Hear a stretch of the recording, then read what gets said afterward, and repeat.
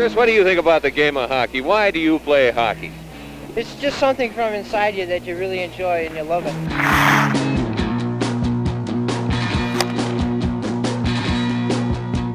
It was a very special time. It was a very special team with a very special coach. And we all liked each other. Having a record of 18-2 was historic for the school.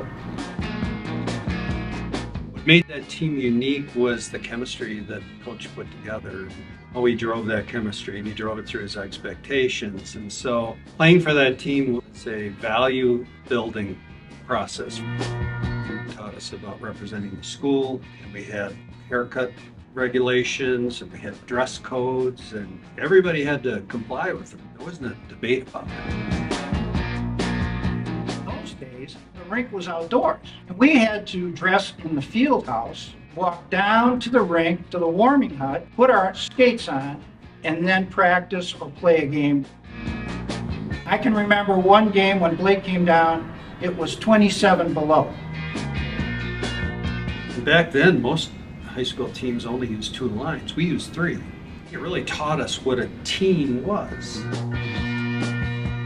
When I look at that roster, there are 4 of them that are Division I players. In addition to that, they were surrounded by good athletes.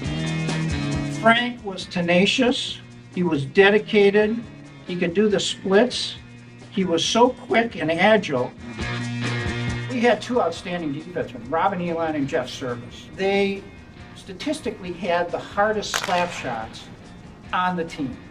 I made my notes at the end of the season. We gave up less than 1 goal per game out of 20 games and had 10 shutouts. 11 actually. Frankie Briber had 10. His backup got 1 as well. His expectation was that you give 110%, not 100%. Anybody can give 100. It's that extra 10% when you're back checking and your legs are dead and your stomach is aching. You keep going. Did you give your best? That's all I ever asked of my players. We went at the Green Bay Fremont, right?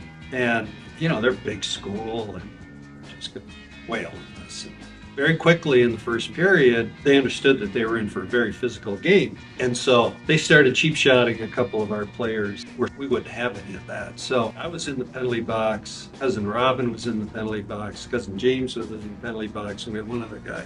As we were evening the playing field, and my time ran out. As I was jumping over the boards, I said, just hold on, I'll be back in a second. Then, of course, I was. And we ended up beating them, and we still laugh about that. Their only goal was to win and win big. That was it. And they had so much fun together. It's 55 years later, and there are a whole bunch of us that still circle back with each other. And that's kind of unusual.